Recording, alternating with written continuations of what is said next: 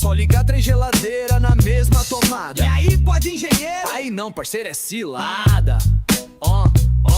Yeah, yeah, yeah. E subir no poste sem luva, sem nada. E aí, pode engenheiro? Só se quiser cair na virada. Aí pode, se tiver norma e cálculo. Aí pode,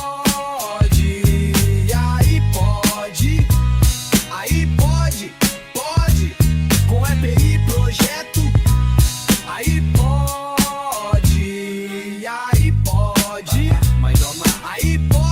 mas na gambiarra, aí não pode. E aí, pode engenheiro? Seu podcast pra construir com segurança.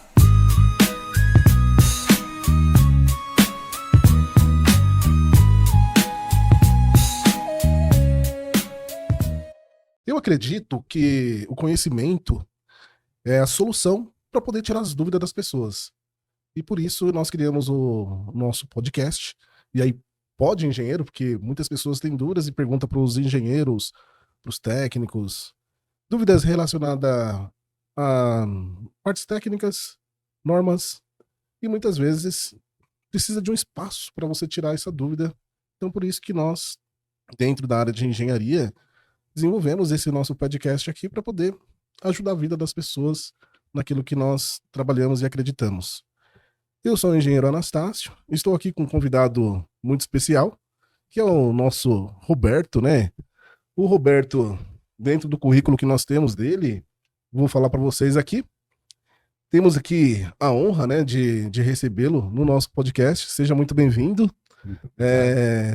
A gente se conheceu, né, através aí do Hélio, um grande amigo, né, em comum aí. Comum. O Hélio foi aluno do senhor, não é isso? Foi meu aluno, exatamente. E também foi meu aluno lá na universidade, né, que a gente acabou se encontrando quando ele fazia o curso de engenharia.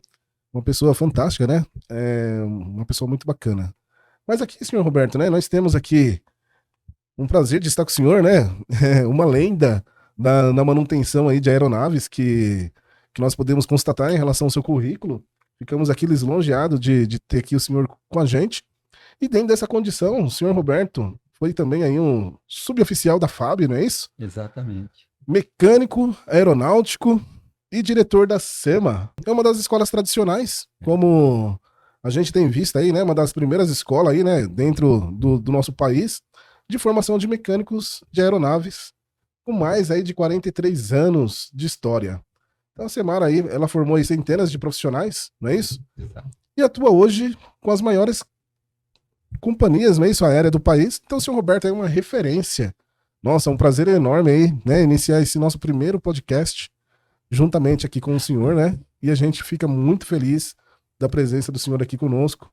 E saber também, né, que o senhor é muito reconhecido e tem a sua dedicação aí de formação de mão de obra tão importante e qualificada também, que tem um impacto muito grande aí nessa trajetória aí da aviação brasileira.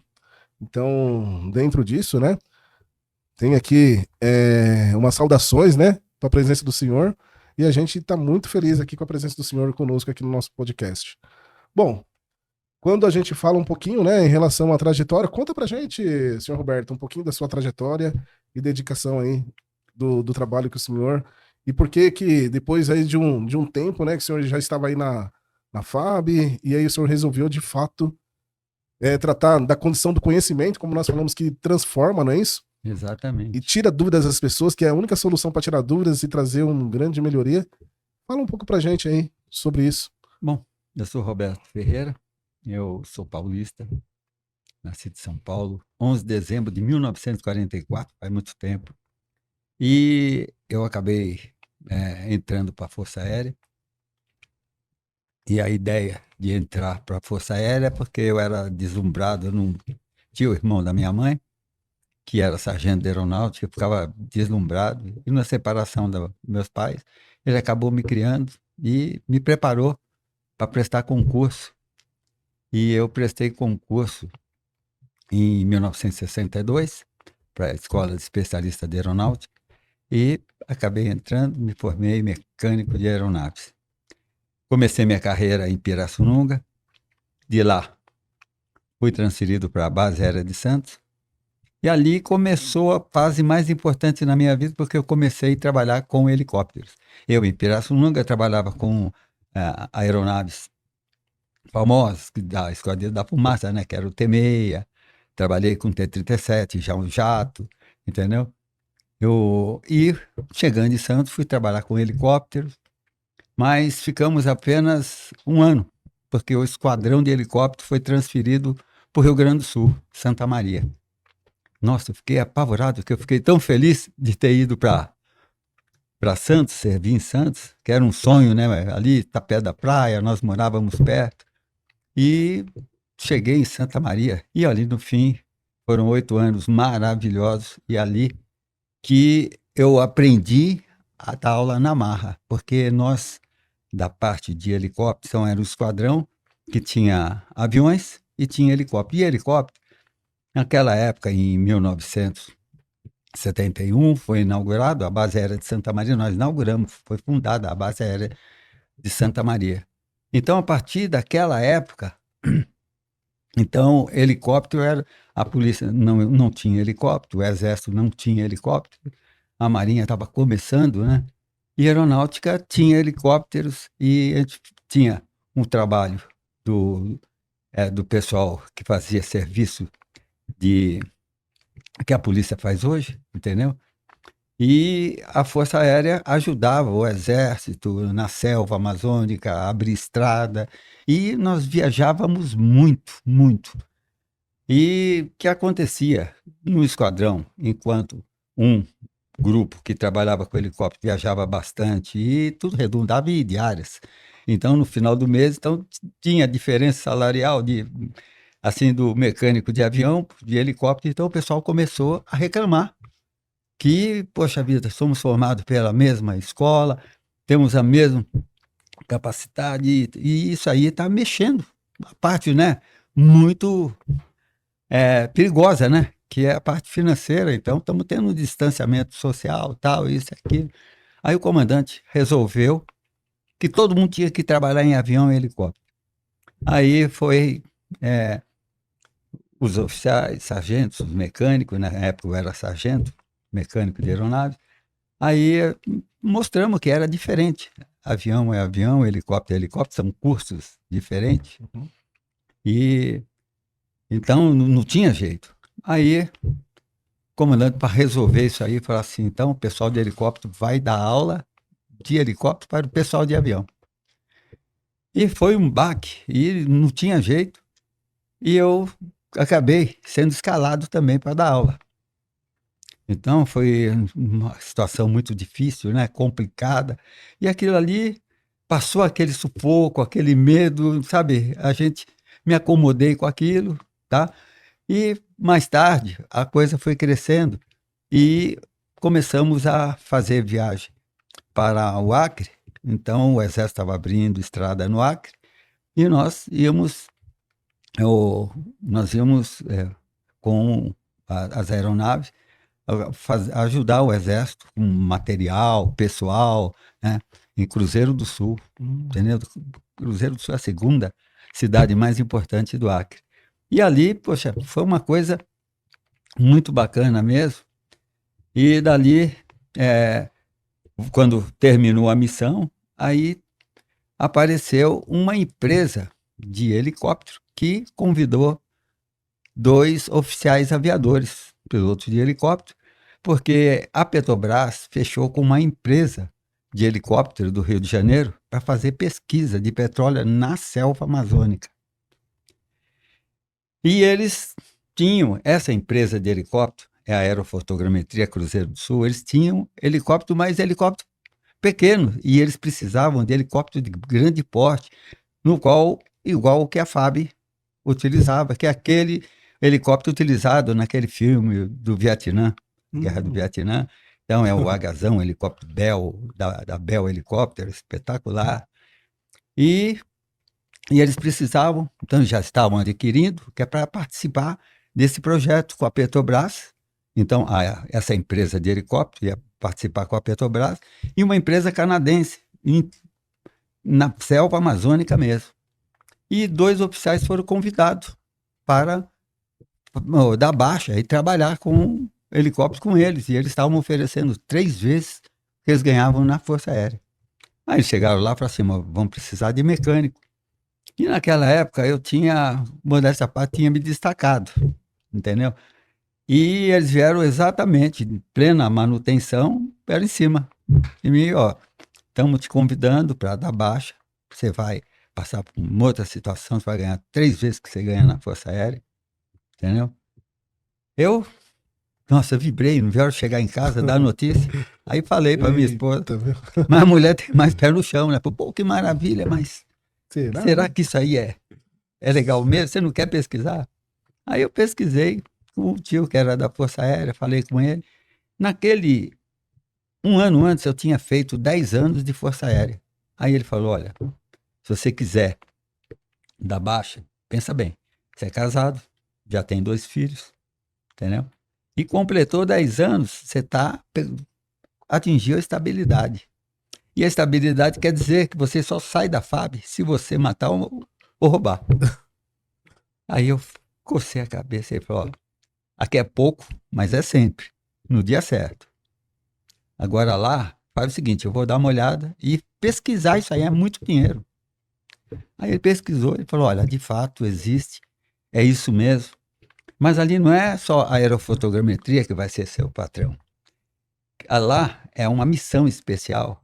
E tá, a aerofotogrametria pagando, a Petrobras pagando, a empresa canadense, e ainda tem uma verba da selva, que era dedicado a todo o pessoal que desenvolvia um trabalho na selva amazônica. Bacana. Falou, então, ó, pode acabar, né? Aí eu falei, quer saber de uma coisa? Eu não vou. Ele falou assim, esse projeto pode demorar 6 meses, 1 ano, ou a vida toda, mas é difícil, hein?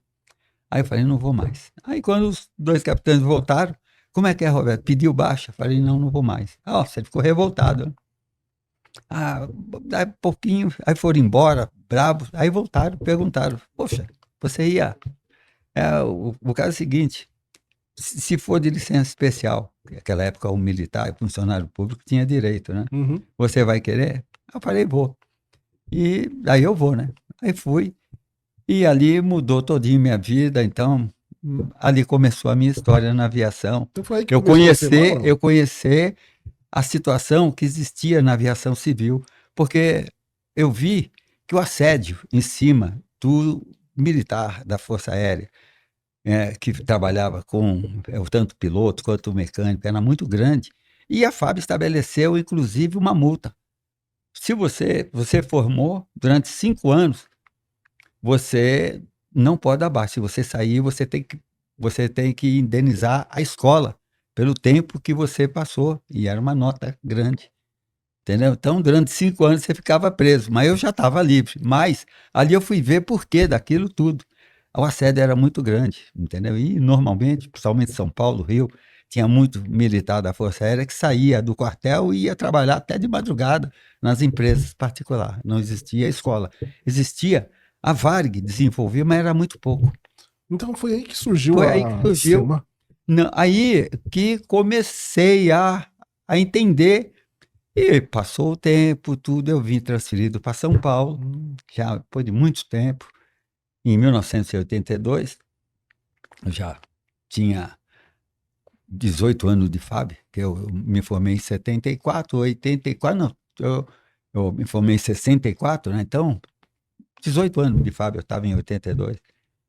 E cheguei em São Paulo, falei, daqui eu não quero mais sair. Eu servi no Rio Grande do Sul, Rio de Janeiro, fui para São Paulo, cheguei em São Paulo, falei, aqui é minha terra, eu não saio mais. E comecei a pensar, naquele tempo que eu dei aula, lá no Rio Grande do Sul, o que eu vi no Rio de Janeiro e estou vendo em São Paulo, entendeu? A falta de mecânicos. E eu comecei a sonhar com aquilo. E comecei a fazer comentários no quartel, tal, isso, aquilo.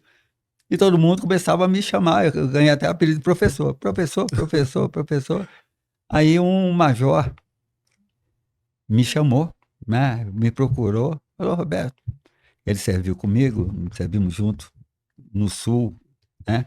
Aí, que história é essa? Daí eu contei para ele, entendeu? E ele foi procurar ver como é que eu conseguia fazer isso aí. Abrir uma escola. Então o senhor observou a falta de A mão de falta obra de mão de obra na área da aviação. na área da aviação era grande. Aí que E surgiu, hoje, então, e hoje as- ainda é, hein? E hoje ainda é. Hoje ainda é. E o que que hoje a SEMA pode contribuir para melhorar essa condição? Olha, nós trabalhamos, eu montei essa escola em 1982, a escola cresceu. Hoje eu comecei no Sobradinho, entendeu? Hoje nós estamos em uma sede própria, com mais de 1.000 metros de área construída, nenhuma adaptação, todinha feito para a formação de mecânico de aeronaves. E a gente vê que continua a falta de mecânico, é muito grande, entendeu? É uma área, todo mundo conhece avião, sabe que avião voa, tem que ter piloto, tem que ter mecânico, mas todo mundo acha que é só piloto e comissários. E quais são as faltas? E qual que é a habilidade que precisa ter um mecânico de aeronave para conseguir desenvolver essa atividade e ter uma boa qualidade técnica, resposta em relação a isso? Bom, primeiro, toda profissão tem que ter o gosto, tem que estar no sangue, tem que ter aquela vontade, aquela atração, né, pela profissão. E depois, a legislação da aviação civil é internacional. Então é meio complicada, porque é uma legislação internacional. Por exemplo, uma escola, hoje, responsável pela educação no Brasil, é o Ministério da Educação e Cultura, certo? Então, qualquer escola que se abra no Brasil, seja em qualquer que for o modelo, o tipo, o destino, o motivo da existência daquela escola. Então, ela tem que ser reconhecida, tem que como é que chama? Ser autorizada o funcionamento, sair desde o infantil até o superior. Tem que ter o acompanhamento, e o acompanhamento do Ministério da Educação e Cultura através das diretorias de ensino, com supervisoras em todas as escolas, né? Já o sistema de aviação para piloto, comissário, mecânico e outros, a legislação é internacional. E ela, quando a aviação, a gente fala, Mas teve pro brasileiro, Mas teve alguma mudança durante essas... O senhor está aí 4 décadas, né? Teve alguma mudança, alguma progressão, alguma melhora em relação... Teve, mas é complicado ainda, entendeu?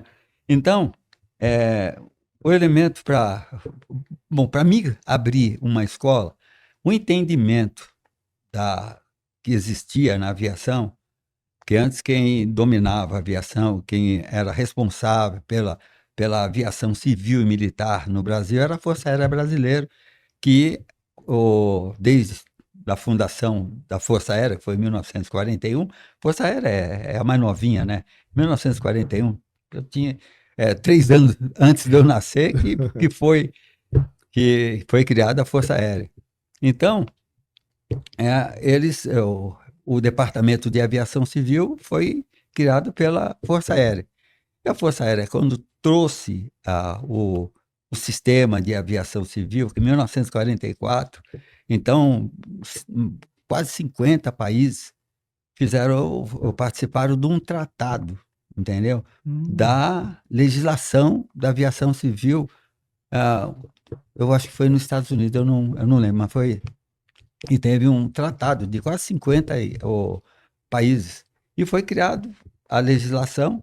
E essa legislação, quando foi a Força Aérea criou o domínio e o controle e a organização da aviação civil, ela não pensou na legislação brasileira, porque nós temos o Ministério da Educação e Cultura, que qualquer escola que não seja autorizada pelo Ministério da Educação, ele é considerado uma escola livre, né? E, então, o que aconteceu? Não foi feita uma combinação entre a legislação internacional, trazida pela Força Aérea, e o Ministério da Educação e Cultura. Ficaram órgãos, o Departamento de Aviação Civil, trabalhando livremente do Ministério da Educação e Cultura. Então, só cuidando do desenvolvimento, crescimento da aviação civil no Brasil. Entendeu? E assim foi. Hoje é tão complicado que ainda não existe, por exemplo, eu estou falando complicado, quem ouvir fala assim, poxa vida, aviação brasileiro voou o primeiro avião, desenvolveu. Nós temos a terceira maior indústria aeronáutica do mundo, que é a Embraer. Nós temos a maior frota de helicóptero do mundo. Nós passamos os Estados Unidos, entendeu? Nós temos a maior frota de helicóptero do mundo. O cara fala assim, pô, e o que tem de complicado num país que tem a terceira maior indústria aeronáutica, maior frota de helicóptero? Que complicação é essa que esse cara está falando? O que existe é o seguinte, por exemplo, o elemento, uma escola, uma universidade, uma escola qualquer que resolver criar uma universidade, que já aconteceu. Então, nós temos hoje o ITA. O ITA nasceu, foi o único que nasceu junto do Ministério da Educação e Cultura e a Legislação Internacional de Aviação Civil. Você já observou alguma divergências, né? Ou algum problema, muitas vezes, do próprio piloto com o mecânico? Daí o piloto fala, não, eu sei mais do que o mecânico. Isso é no que o mecânico ele tá certo, tá coerente. Mas às vezes a pessoa não tem aquele conhecimento aprofundado. Exatamente. E mesmo assim acaba tendo aquelas divergências. Aconteceu isso comigo na Amazônia. Então, quando eu fui trabalhar naquele serviço, então era um lugar muito perigoso de malária, de coisa. E, poxa, era um trabalho. E eu só sei que estava com um problema, o motor, então, do helicóptero, nós tínhamos que tirar carga daquele local, porque material de sismografia, ou aquela coisa que o pessoal da Petrobras precisava, é pesado, coisa de 2.000 quilos, 4.000 libras, dá 2.000 quilos, entendeu? E a gente tinha que deslocar com o helicóptero com carga externa, carregando por baixo ali, com gancho, entendeu?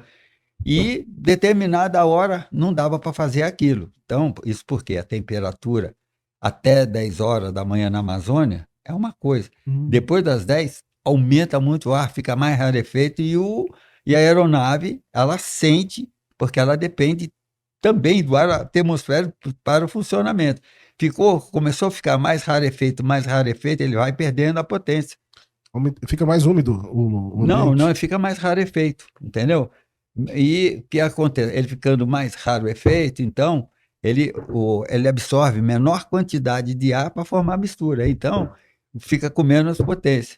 E tinha... Então, a queima dá um problema mais na queima da combustão. Na queima e, consequentemente, na força. Entendeu? Então, daí nós começamos a estudar e chegamos à conclusão que até 10 horas dava para fazer aquele voo. Depois das 10 tinha que diminuir a carga, entendeu? Que estava fazendo, porque o helicóptero ia perdendo. Isso aí é normal. É uma coisa que parece absurdo, mas isso é normal. Entendeu? Então agora com essas aeronaves elétricas, voadoras, os drones, né? Que a gente está vendo aí até em São Paulo agora, né? Tem um vai prefeito evoluir de São muito Paulo, mais. O prefeito de São Paulo fez aí uma propaganda aí, tá no YouTube, né? Falando que vai vir aí mais de 500 aeronaves, né? Aí para os próximos 3 anos aí. É muito melhor porque em relação à combustão? A combustão interna, então ela depende de vários fatores. A parte elétrica não. Um motor elétrico, não, ele além de ser mais leve, entendeu? Então ele dá muito menos problema, entendeu? Então vai ser muito, muito melhor, mas tem outros problemas que vão surgir. Entendeu? E a gente sabe que o nosso amigo em comum, o Hélio, né? Ele é especialista em aviônica, né? Exatamente. E claro, poderia perguntar para ele, mas perguntando ao senhor, o que é aviônica? Que o pessoal às vezes pergunta. Eu sei, mas eu queria fazer essa pergunta para o senhor. Aviônica, olha, a aviação, a manutenção é dividida em 3 partes. Grupo motopropulsor, que é a parte do motor, todos os componentes relativos ao motor. Célula, que é todo avião e todo helicóptero sem um motor.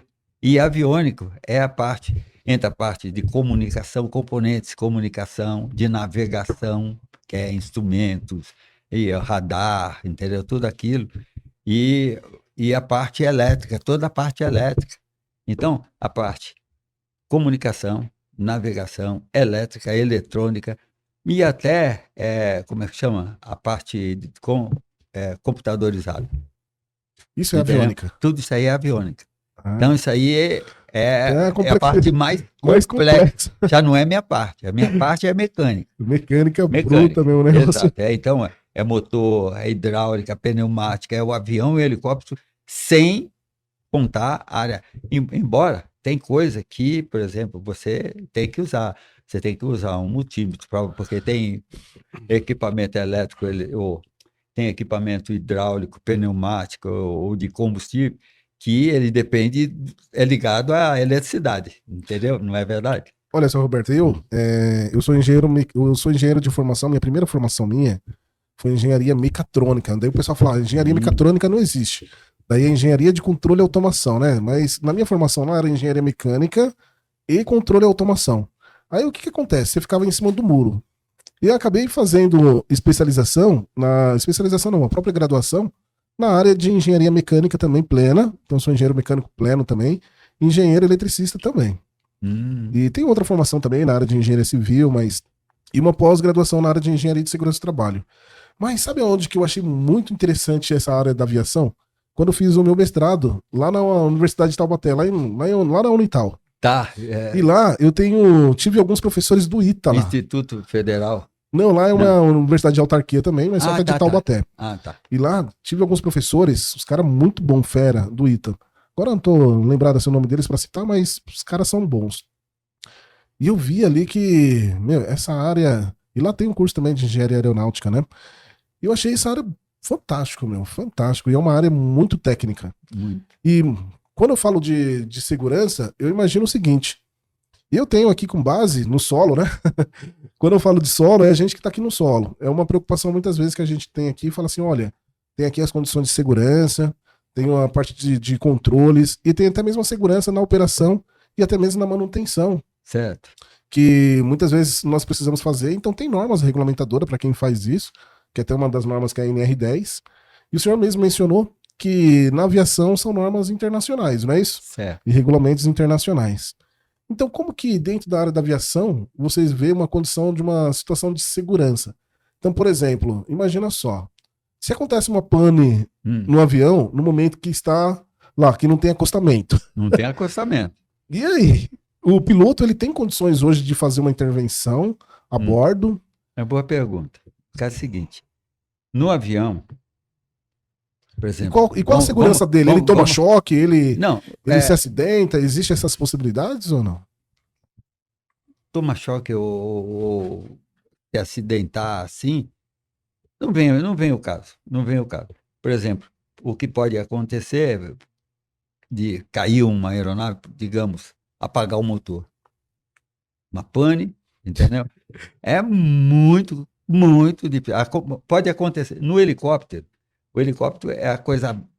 Qual que você acha que é mais complicado? Perder o motor? Sei lá. O avião ou o helicóptero? Eu acho que o mais complicado é perder o motor ou o helicóptero, porque parou ali o funcionamento. Como funciona a aerodinâmica, né? Porque os rotores é asa rotativa, né? A sustentação é feita com rotor. Mas não, o helicóptero é muito mais tranquilo, porque o motor é que vai ligar a transmissão, que é um conjunto de engrenagem que recebe a força no sentido longitudinal e transforma para vertical e vai girar o rotor. Agora, então, na partida, você liga o motor começa a funcionar e então sai um eixo e vai entrar numa caixa desse tamanho, cheia de engrenagens, entendeu? E essas engrenagens que recebe no sentido longitudinal, transforma em vertical e transfere para um eixo, no qual ele está girando aquele rotor, que é a asa rotativa, né? Que é as bases do rotor. Isso. Agora, se o motor apagar, simplesmente ele desliga aquele eixo que sai do motor, que parou, o motor parou, então tinha que travar tudo isso aqui. Não, mas ele desacopla. E ele continua livre. Aí vai depender de pé e mão do piloto. O piloto tem que ser bom de pé e mão. Porque ele vem para o pouso. É autorrotação. Aí, mas o que acontece? O piloto, com um cíclico, que é aqui na frente, ele tem um na vertical, um comando aqui, que ele comanda aquele disco que faz isso, faz isso, faz isso, faz isso girando, certo? E tem o outro aqui, parece um freio de mão, um coletivo, que faz ele subir ou descer, ele muda o ângulo de incidência das pás. Então, o que acontece? A gente fala, o piloto tem que ser bom de pé e mão, porque ele controlando o próprio ar, você entendeu? Ele vai mudando o ângulo de incidência e vai continuando, aproveitando o próprio ar, você entendeu? Que é o fluido, né? O ar é um próprio fluido, né? Ele está gerando livre, porque não tem um motor preso. Aham. Se tivesse preso, travava o motor, parava tudo e ele caía que nem... Agora não, ele fica livre e, de acordo com o ângulo que o piloto vai dando, ele vai aproveitando, aumentando a velocidade, diminuindo a velocidade, exatamente com aquilo, ele vem para o pouso tranquilamente. Então, só pra gente... Agora o avião, planeio. Só pra gente Tem fechar, avião que só pra gente fechar com chave de ouro nessa condição aqui, não porque vamos terminar o nosso podcast, não, porque tudo nós bem. só estamos começando, né? Certo. Até mesmo o nome do nosso podcast, sabe aí que é, e aí, pode engenheiro? Porque é uma pergunta, né? Exato, E aí, pode engenheiro? O senhor de formação, o senhor é engenheiro também ou não? Não, não sou. Mas o senhor tem conhecimento mais do que muito engenheiro, não tem? Tenho. Isso é Tem. o que vale mais Tem, do que tem. ouro, não é isso? Tenho. Porque a riqueza de tudo tá na onde? No conhecimento. Exatamente. E muitas vezes não precisa uma qualificação lá, né? Ou certificação de um conselho para você conseguir manejar e ter soluções. Né? É Tô falando assim, importante. muitas vezes não precisa para você ter soluções. Exato, não, para ter soluções, não. Porque as soluções, muitas vezes, você com coisas simples, você consegue resolver, mas desde que você tenha você conhecimento, né? Tudo vai Porque no conhecimento. Se você quando sabe como funciona, você sabe até onde está o perigo, né? Sim, porque se você tem um conhecimento, eu acredito que não precisa de vaidade nenhuma lá, que eu tenho que ter lá o diploma, enfim. Eu vejo muito dessa forma. Eu sempre dei muito valor, assim, até na indústria, né? Para as pessoas que têm o conhecimento, né? Exatamente. E essa vivência. Então, para mim, é um prazer muito grande, né? Ter o senhor aqui com a gente, né? Nesse nosso podcast, né? A gente está muito feliz mesmo. Então, senhor Roberto, dentro dessa condição que nós mencionamos, então tem como ainda o piloto ainda conseguir pousar? Tem como ele pousar. Agora, depende, por exemplo, o avião, poxa vida, ele tem, por quê? A aerodinâmica é óbvia. Existe, nós sabemos que tem uma força absurda na natureza, que é a aceleração da gravidade. Da aceleração da gravidade, qualquer peso que você jogar para cima, tendência, aqui na Terra é assim. Ela varia em outros planetas e tal, existe a mesma então, força. Então, o que é mais seguro? Mas de forma... É o helicóptero ou o avião? Helicóptero. O helicóptero é mais seguro do que o avião? Mais seguro. Agora, o avião... E por que acontece tanto acidente com o helicóptero? Porque tem muito mais helicópteros no ar ou não? Não acontece. Não, ou é menos? Não, olha... Ou isso é mito? Olha, eu não vejo assim como... Entendeu? Por exemplo, o avião, se der uma pane, a não ser que trave comando, porque ele tendo... ele vai mudar, ele vai fazer tudo aquilo que, poxa vida, que é permitido, porque a aerodinâmica permite, você entendeu? Então, ele vai superar a aceleração da gravidade exatamente com os comandos de voo. Ele pode planar, ele pode, por exemplo, que nem ele não pode, poxa, vir de nariz, certo? Ele vai ganhar mais velocidade, certo? Então, ele tem que usar. Agora, o cara fala assim, mas isso é acabar o combustível lá em cima.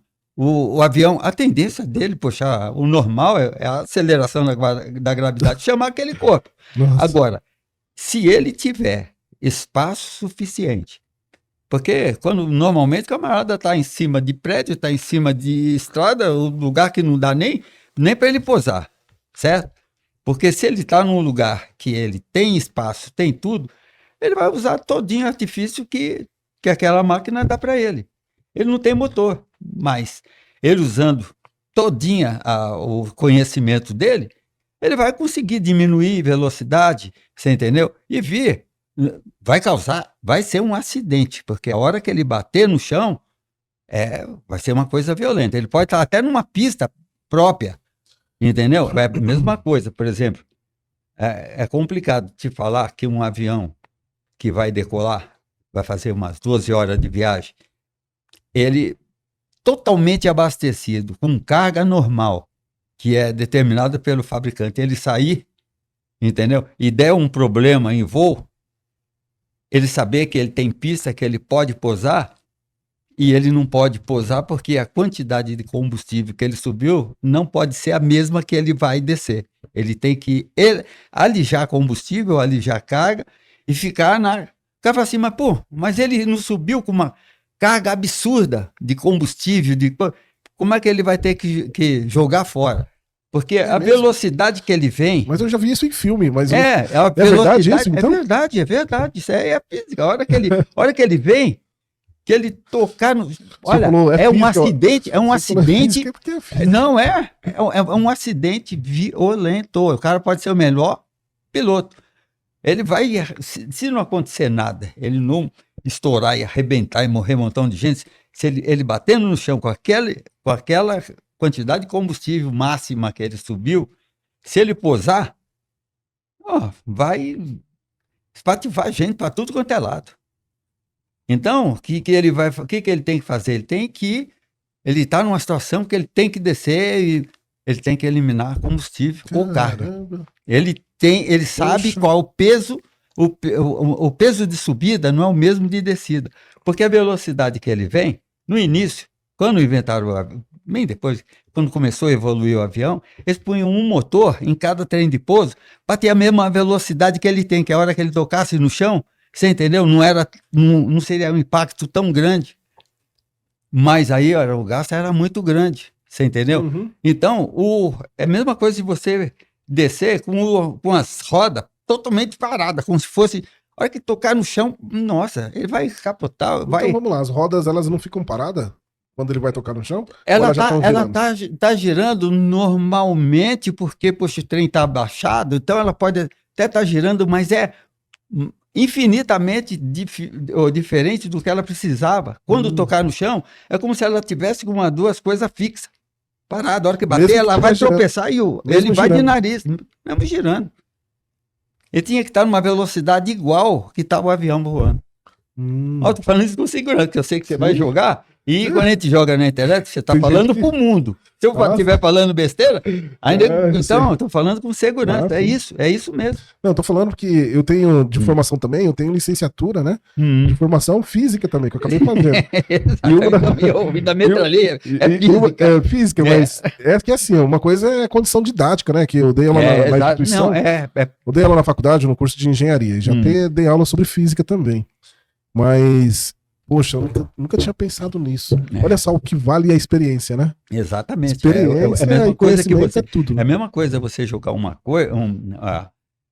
corpo que você jogar e ele vai numa velocidade grande e simplesmente a hora que ele tocar no chão, ele vai fazer isso. A roda, o cara fala, mas tem roda, vai fazer, mas a velocidade da roda tinha que ser a mesma do avião. O cara fala assim, não entendo. Né? Não é, de jeito nenhum. Não dá. A hora que ela tocar, mesmo que ela tá parada, tá fixa, ele vai fazer isso. Então por isso que o peso não pode... Olha, tem que ser mais leve.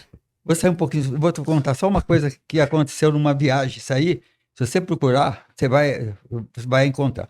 Um avião saiu de Guarulhos para Madrid.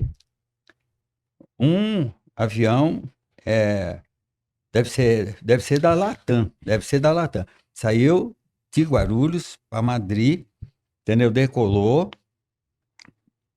300 e poucos passageiros, combustível máximo, combustível para 12 horas, e decolou e tá tranquilo, voo normal. De repente, um passageiro se levantou, começou a gritar, aí todo mundo correu, deu pancada num, deu pancada no outro, o cara aloprou, o cara normal, o cara, sabe? E começou a bater em todo mundo que chegava nele, jogando as coisas. Aí o comandante tinha que tomar uma atitude. Chamou o pessoal da cabine e falou, olha, o caso é o seguinte, vocês têm que dar apoio, procurar acalmar. Não, mas tá batendo. vocês podem apanhar, vocês só não podem bater. Em voo, se acontecer uma coisa dessa e os tripulantes revidar, ixi, você nem sabe que rolo. Então, vocês têm que acalmar essa pessoa. Acalmar, tal. Eu vou pousar. Ele estava em cima de Natal. Falei assim, eu vou esticar até a Fortaleza, porque eu não posso. O combustível que eu tenho, se eu pousar aqui, nossa, vai dar um acidente. Eu tenho que gastar, e mesmo assim eu vou ter que alijar. Alijou combustível pra caramba e pousou em Fortaleza. Alijar e soltar mesmo? Soltar. E Soltar, solta no ar mesmo? soltar no ar. Ele abre, ó, e jogar Mas combustível. geralmente isso é próximo o quê? Próximo ao mar? Não, Ele não, evapora, né? isso aí chega, você tá aqui embaixo, você nem sabe. Nem sabe, porque Você nem evapora sabe, tudo, né? você nem Evapora sabe, tudo. não chega aqui. Aí chegou em Natal, ele pousou, conseguiu pousar, ainda assim mesmo, antes de pousar, ele avisou a torre que ele estava vindo em emergência, tá? Tinha alijado o combustível e ia pousar. Isso quer dizer que ele podia estar com peso ainda acima. E podia acontecer algum problema, não do avião, mas na estrutura. Então não é Da simplesmente aeronave. assim, tem um aeroporto mais próximo. Não. Tem que vou pousar. Teve agora há pouco tempo um avião grande, poxa vida, pousou, você vê a rachadura no meio do avião, você via, devido o peso e a velocidade que ele pousou. Você entendeu? Então ele pousou, aí que aconteceu? Já tinha bombeiro, tinha polícia, tinha ambulância, tinha tudo. Deram atenção para o elemento, deram todo apoio para ele. A Latam mandou fazer uma inspeção rápida, prepararam o avião, liberaram e saiu para o voo, porque se um voo internacional desse tem multa se ele sair depois do programado, porque vai alterar o tráfego onde ele chega. Olha, é uma coisa puxando a outra.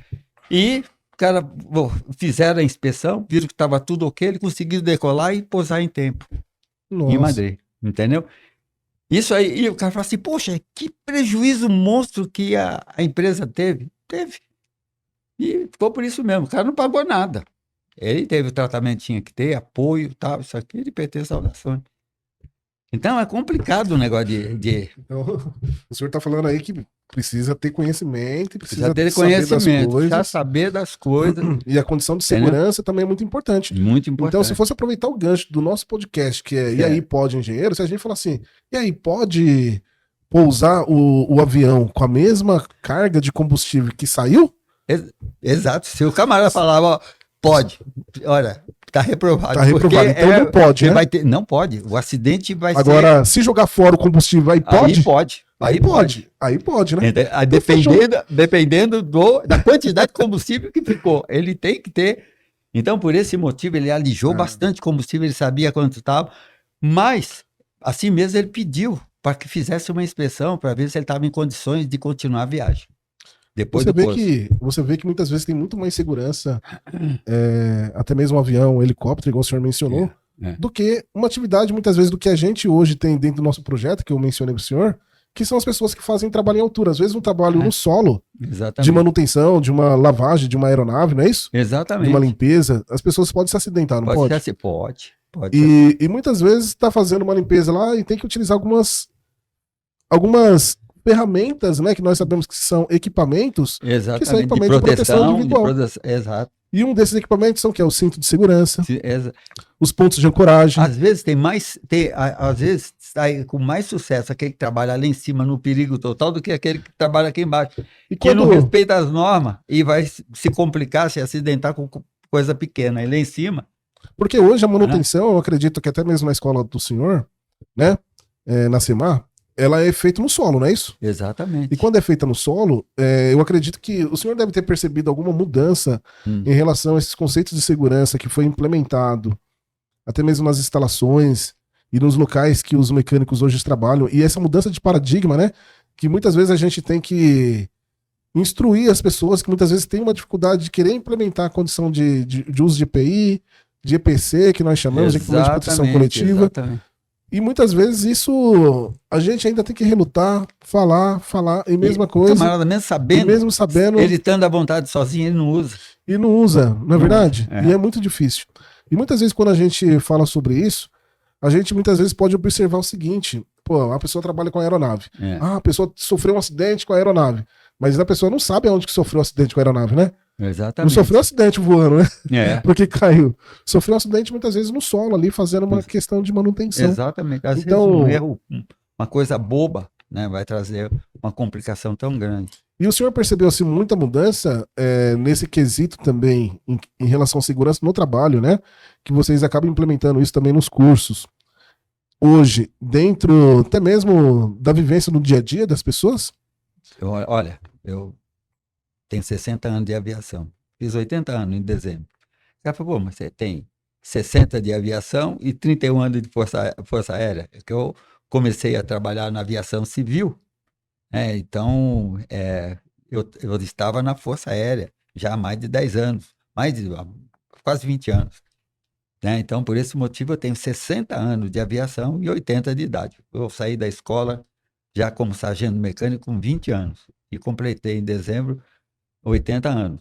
E, às vezes, você trabalhando na Força Aérea, então, o tipo aeronaves, entendeu? São diferentes, entendeu?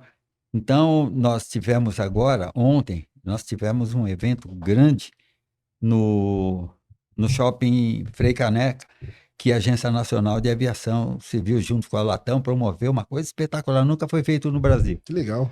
Estados Unidos já faz há bastante tempo, no Brasil foi a primeira vez, e no qual eles convidaram várias escolas, e de todas as escolas apareceram acho que umas 10, né? Sete escolas. 7 escolas competindo só, entendeu? Então, tem poucas escolas de manutenção de aeronaves, entendeu? Isso aí é um problema grave, é um problema A grave. relação a um país tão grande igual o nosso. Exatamente. E outra, hoje, né, ainda a aviação é uma das maiores relações internacionais entre os continentes, né? Hoje, o principal é a internet. A aviação ainda continua sendo um dos maiores, Tem uma né? empresa que chama, acho que é a Aeromaster, se eu não me engano. Ela faz locação de helicópteros até de grande porte.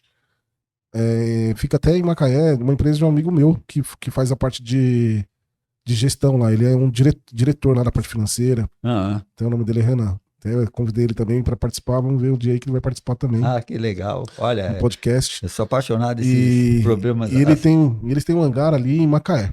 Ali no, Macaé, é. nossa, eu namoro eu adoro aquelas missões que eles fazem. E eles fazem aquelas missões ali de trabalho, mas é um trabalho não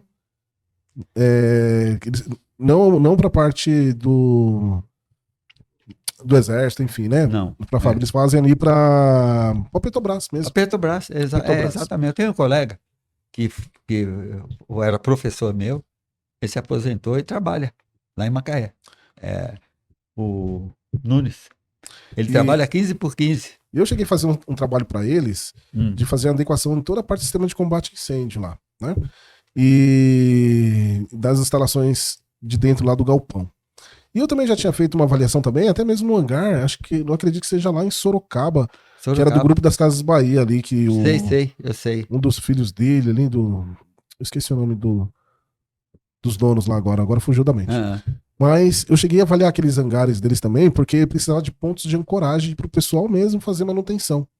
Porque o pessoal tinha que subir para fazer a limpeza e a lavagem, né, das aeronaves, e aí tinha que se ancorar, né? Eu estive dentro de um hangar Dentro do hangar. Fiquei acho que uns 5 anos Mas lá. a gente vê que esse tipo de cobrança é novo, né? Porque eu falo pro pessoal, é o seguinte, vocês vão fazer um trabalho em altura, se não tiver onde ancorar, a única coisa que a gente fala assim, ó, segura na mão de Deus, né? Porque se cair, não tem como se segurar. Não tem como. Mas a gente vê, assim, uma implementação, uma preocupação hoje, além da técnica, né, que é muito importante, igual o senhor mencionou, é a condição ocupacional, né? Isso, em relação à segurança da ocupação que a pessoa exerce, da manutenção, da limpeza, não é isso? Exatamente. E tudo isso, eu acredito que todos esses procedimentos também são implementados hoje dentro do curso? Não, sinceramente. Ou isso é uma condição de norma hoje isso aí é condição de norma. A empresa tem que implementar? Exatamente. Então, existe... o sistema de aviação civil é uma coisa impressionante, entendeu? Então, existe vários setores. Então, o pessoal de hangaragem, o pessoal de pista, Então, tudo. Essa parte É de estabele- infra já não entra nessa parte. Mas tem o regulamento é internacional, entendeu? As normas específicas, algumas normas específicas de determinado aeroporto, de determinado ponto, de acordo a, a geografia, a estrutura do local, né? Mas existe uma norma internacional que é aplicada a todos eles, a todos os pontos, a todos os aeroportos, entendeu? Então, essa condição hoje, da mesma forma que eu falo isso, por quê? Porque até mesmo nas universidades, que tem a condição de cursos, né, que a gente eu já lecionei nos cursos de engenharia, né, tanto de engenharia mecânica, engenharia de produção, engenharia de automação. Fui professor aí, mais ou menos aí uns 12 anos, quase 15 anos aí de carreira dentro dessa área. Mas assim, a gente percebe uma dificuldade muito grande dentro dessa área também, né? As pessoas acabam não implementando. Tudo bem que tem algumas disciplinas disso, mas eu vejo que falam muito pouco sobre isso. Mas em relação à segurança no contexto geral, eu acho que a aviação é um exemplo, não é isso? É um exemplo, mas a aviação, eu acho que estamos numa situação complicada. Eu estou achando uma situação complicada hoje, você entendeu? Primeiro, manutenção de aeronaves é uma coisa muito, muito, muito, muito séria. Então, muita gente entende. O mecânico basta saber inglês, porque os manuais internacionais, tudo em inglês, mesmo fabricado pela Elibras, ela é obrigada a colocar os manuais todos em inglês. Mas o problema todinho que existe, bom, mão especializada é em todos os setores, né? Em todos os setores. E isso aí não é só o Brasil, no mundo todo. Só que essa situação no Brasil está complicando. Entendeu? Está complicando. Você fala assim, nossa, então você está arrebentando, você tem aluno? Não tenho. Depois da pandemia para cá, nossa, porque nós passamos naquele período de pandemia em que tivemos que dar aula online, aquela autorização especial, que é para o pessoal não sair de casa, tal, isso aqui, e acabou colando. Aí você fala, tá errado. Então, eu como sou antigo, não concordo, mas eu tenho que concordar que isso é para a vida. Isso é para sempre. Então, não adianta.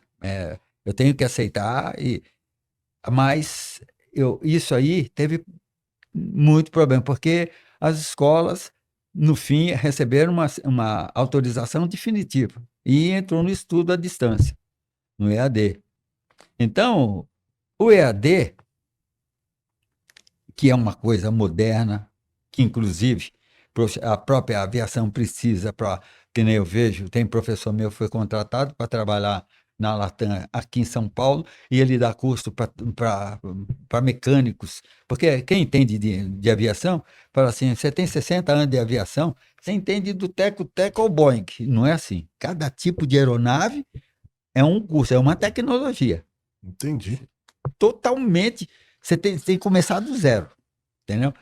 Então, poxa, aí agora o que as empresas estão fazendo? O camarada entrou lá em Cuiabá, numa empresa, na Latam lá, e tem que receber o curso daquela aeronave. Então, um instrutor aqui, ele dá essa aula à distância, entendeu? Mas ele já é um mecânico, ele vai pegar com mais facilidade, vai ter as dificuldades dele, ele vai ter que trabalhar as dificuldades dele e se adaptar.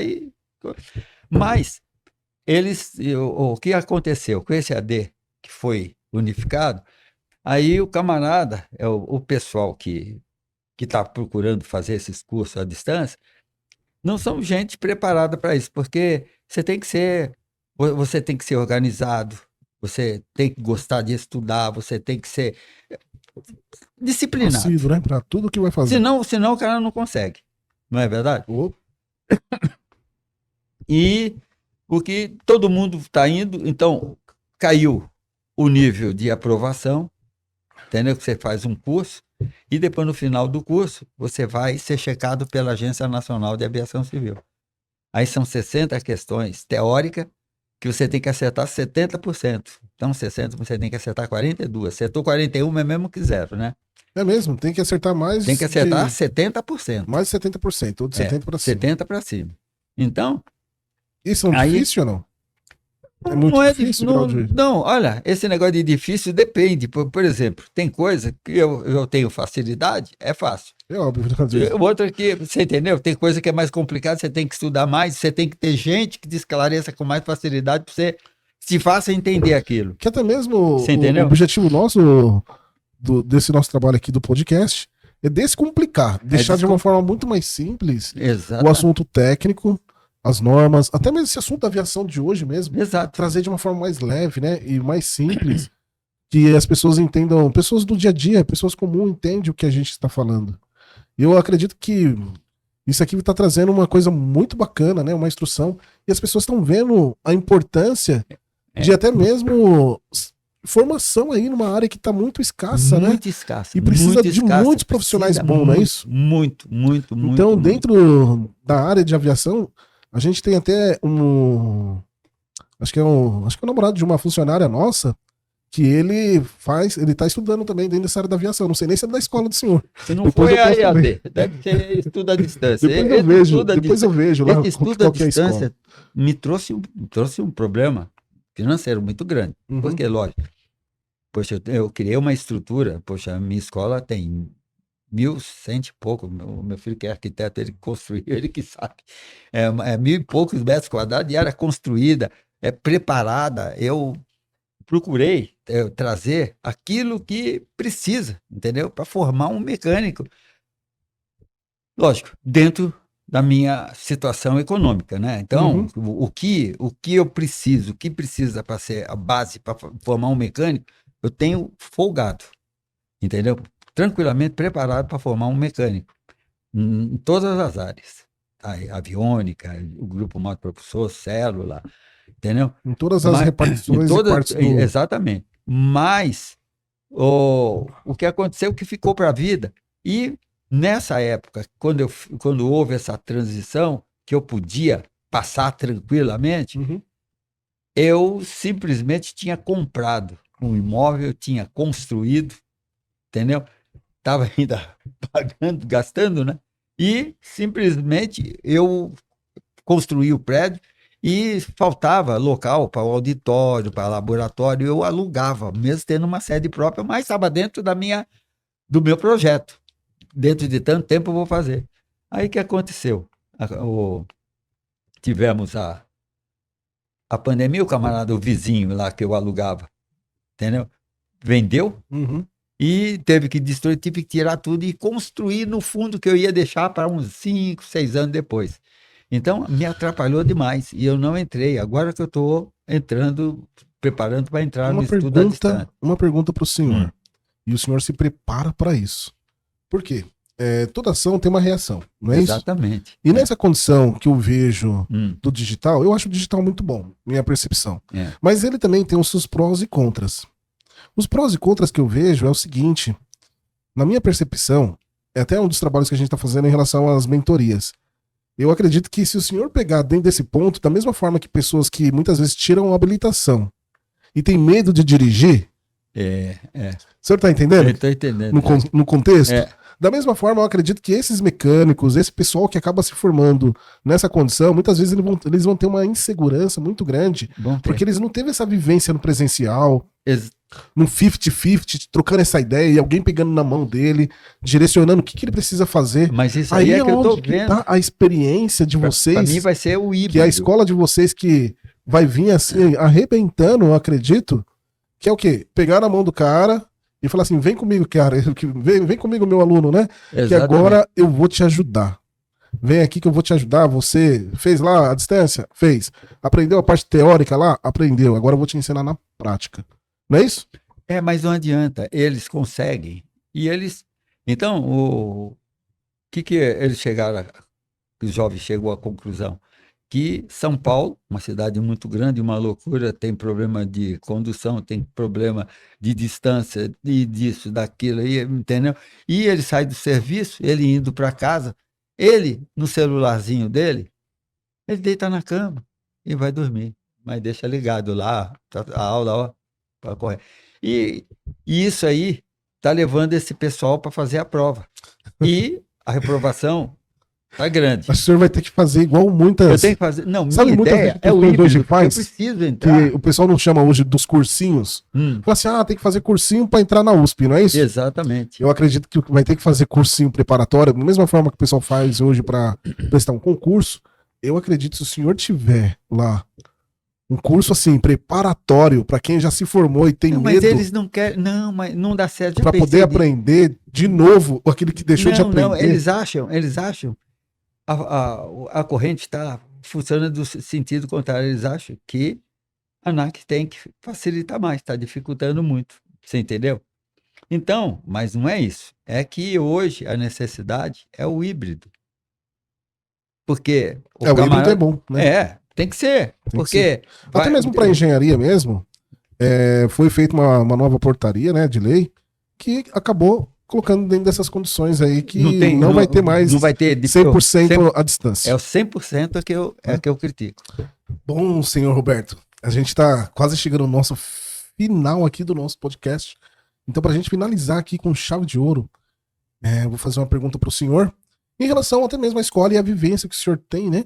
Qual o conselho que o senhor daria para os jovens ou para os técnicos, que pode ser até mesmo técnico em mecânica, em elétrica, automação, que eu acredito que para se tornar aí um mecânico na área de aviação, né, aeronáutica aí, da área de aviação, qual o conselho que o senhor daria para eles? Olha, Aí conselho. Aí o senhor pode olhar para aquela câmera ali, ó, e pode dar esse conselho para que eles possam. O conselho que eu posso dar é o seguinte: aquele jovem que está procurando alguma profissão diferente, se ele tem a tendência para a área mecânica, eletrônica, ou, poxa, dá uma olhada que a aviação é muito, muito, muito importante, e a falta que existe aqui fora da mão de obra especializada é muito maior na aviação, muito maior na aviação. Então, é muito mais fácil você seguir carreira, você crescer, você ir para o exterior, entendeu? E se completar. E a aviação é uma coisa maravilhosa. Ela te dá orgulho, entendeu? Que é uma coisa diferente. Você tem, digamos, tem um monte de gente ali aguardando naquele local que começou a desenvolver e estão procurando profissionais de várias áreas. Aí fulano de tal, aí, doutor, médico especialista em tal coisa, todo mundo olha, diferente, tal. E várias especializações recebido com indiferença normal. Quando fala um piloto de avião, piloto de helicóptero, um mecânico de helicóptero, de avião, entendeu? Um engenheiro, um médico, você sabe, você vê que todo mundo para ver quem é. Conforme o tipo de profissão, o pessoal quando fala fulano, todo mundo quer ver quem é. Você vê a diferença que existe, e a aviação é um atrativo, é uma atração, entendeu? Então, muitos que não têm essa ideia, vai conhecer, ler um pouco sobre aviação e ele pode se descobrir. E é uma área carente, incrível. Existe mais gente interessada em ser piloto do que ser mecânico, que pouca gente ouviu falar de uma escola de mecânico. E todo mundo sabe que o piloto tem escola de piloto em tudo quanto é lugar. Só complementando, como o senhor enxerga o futuro dessas novas tendências tecnológicas, né? Que muitas vezes essas aeronaves automatizadas hoje tá vindo aí com drones, né? E ainda mais autônomas, que andam sozinhos, sem piloto. Até mesmo tem algumas empresas como Uber, e outras aí, que já pensam nisso, né? E dentro disso, depois que o senhor falar um pouquinho sobre isso, fala um pouquinho sobre a escola e como que as pessoas podem procurar e se matricular lá também. Positivo. O caso é o seguinte, a aviação está crescendo tanto, estão desenvolvendo tanto. É como eu falei aquela hora, hoje tem avião voando sem piloto, entendeu? E o drone é um também, mas existe, entendeu? A aeronave fazendo serviços normais mesmo, entendeu? E sem o piloto. A tendência é essa. Agora, o cara fala assim, mas podemos ter robô consertando o avião? É o seguinte, essa parte tem o homem, ele tem que ter contato, ele Eu tem que sempre digo que vai programar. precisar do Ele- profissional para desligar a chave, né? Exato, programar. Então, eu acho que é muito mais complexo, você entendeu? Mas eu acho que a aviação é uma coisa bastante interessante. Eu, como sou apaixonado desde pequeno por aviação, eu tenho 80 anos e não canso de ler qualquer coisa que eu vejo sobre aviação. Eu quero ler, quero entender, entendeu? E é isso. Outra coisa que eu tinha falado é entender. Normalmente, quando a gente fala, olha, eu tenho 60 anos de aviação, o cara fala, você entende do teco-teco ao Boeing. E é muito diferente. O mecânico, muito mecânico que eu formo, eu vou na empresa que ele trabalha, ele vai me mostrar coisas diferentes do Airbus, que eu não tenho curso. Eu não tenho curso do Airbus, não tenho curso do Boeing. Na Força Aérea, eu não trabalhei com esses tipos de aeronave, entendeu?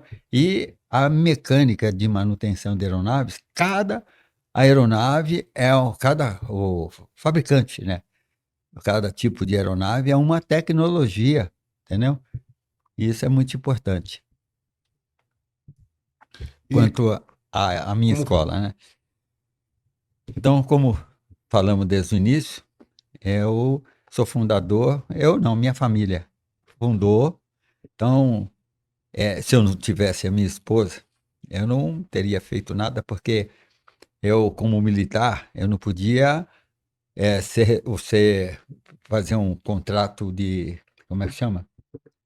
É, assinar por uma empresa, ser dono de uma escola, não é verdade? Eu, como militar, não posso ter uma outra. E eu tinha ideia, tinha tudo, mas tinha minha esposa que ela conseguia me manter aquele sonho e mostrar para mim que aquilo era uma realidade possível. Então eu corri atrás disso porque ela me dava suporte. Para ter uma ideia, falar rapidinho, olha, quando eu tive a ideia que esse coronel japonês, que, puxa vida, toda vez que eu tenho intenção de fazer uma homenagem para ele, ele é muito humilde, muito simples, e é muito difícil de eu conseguir. O dia que ele resolveu, quando o SEMA fez 30 anos, ele tinha viajado para o exterior, ele voava pela TAM, era a TAM, né? Entendeu? E eu resolvi montar esse curso de mecânico. Eu reunia aí comecei, assim que ele conseguiu autorização do Departamento de Aviação Civil, deu todinho, que eu dei entrada, tudo. Aí estava tudo pronto, eu tinha que montar. Conseguimos alugar uma sala no Campo de Marte, consegui todinha a estrutura e aí eu tinha que trazer alunos, chamar atenção para esse tipo de curso. Nossa, eu coloquei todos os tipos de jornais que tinha. Diário da Noite, Folha de São Paulo, o Jornal do Esporte, Gazeta Esportiva, enfim, tudo, Estadão. E não conseguia aluno de jeito nenhum. Mas olha, eu tinha um aluno que era soldado, que se inscreveu, o pessoal chamava ele de Zero Único, ele tinha apelido de Zero Único. 2 meses. Aí uma vez nós fomos até a Sé, e quando chegamos lá, tinha umas pessoas entregando o jornal, era aquele tabloide, o Metronews. E ela falou, por que você não põe nesse? Eu falei, isso aí, eu estou gastando horrores e não dá esse jornal entregue gratuito. Aí ela escondeu. No outro dia, ela mesma fez mandou colocar naquele jornal. Olha, em 30 dias, uns 30 dias, a gente tinha 50 alunos. 50 alunos, jornal Metronews, que não tem mais, né? Aquele tabloidezinho. E então ali, aí, montamos, era ela, meus 2 filhos eram menores, né? Então, ela e a minha cunhadinha, que morou com a gente desde 7 anos, e elas formaram o contrato social, fizeram tudo, e aí eu batalhei e consegui montar professor, montar toda a estrutura, e aí começou o SEMA, entendeu? E aí, ali foi crescendo, aí já compramos sobrados e derrubamos, levantamos o prédio. E hoje nós temos uma estrutura de escola e estamos com 43 anos de funcionamento e acho quase beirando, aí uns 8 mil mecânicos nós formamos no Brasil. Poxa, hein? Que Eu bacana. tenho mecânico em todas as empresas de aviação, todas as empresas de aviação. Ó, nesse evento que nós fomos ontem, eu vi mecânico que eu formei que parecia que é mais velho que eu. Vaidoso, mentiroso. Né? E a outra coisa, hoje, a mulher está muito badalada, né, não é verdade? Então, e estão crescendo em todas as profissões, né, desde 1930, né? O Getúlio Vargas começou a incentivar, né, a mulher, e ela começou a ter direitos, e hoje está numa crescente tão grande, e existe até interesse das empresas, principalmente essas empresas de transporte aéreo,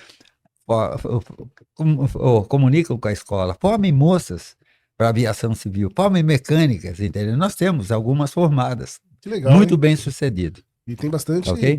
bastante mulheres hoje que são muito mais dedicadas, Muito né, mais, nos muito estudos mais. do que São muitas. muitos homens, né? Não desmerecendo ninguém, Exatamente. mas é isso mesmo. Então, seu Roberto, a gente vai ficando por aqui, né? Certo. Em relação ao nosso podcast, muito obrigado a sua presença. A única palavra que a gente gostaria de deixar para todos, né? É que o conhecimento transforma vidas e o nosso podcast está aqui para poder trazer uma condição para descomplicar as condições técnicas e normas e deixar a engenharia de forma mais leve e suscetível para todos conseguirem entender. Muito obrigado mesmo, a sua presença ilustre com a gente e nos vemos aí em breve aí. O próximo aí provavelmente seja um início, né, de uma grande jornada aí pra gente, uma boa parceria. Muito obrigado mesmo. Eu Até mais. agradeço você, o engenheiro Anastácio. Foi um prazer muito grande participar desse podcast muito interessante e importante para todas as áreas, né? Essa conversa, essa forma moderna e gostosa de passar para o povo. Isso. Não é verdade? E procuramos conversar da maneira mais leve sobre aquilo que é tão pesado, não é verdade? Sim. E mais pesado que o ar e se mantém tão alto, não é verdade? E a gente já começa o nosso Exatamente. Podcast voando. E assim seja. Então vamos voar e decolar aí pro nosso progresso aí, pro sucesso. Exatamente. Muito obrigado. Obrigado a todos aí que participam aí do nosso podcast. Até mais. Até mais. Obrigado.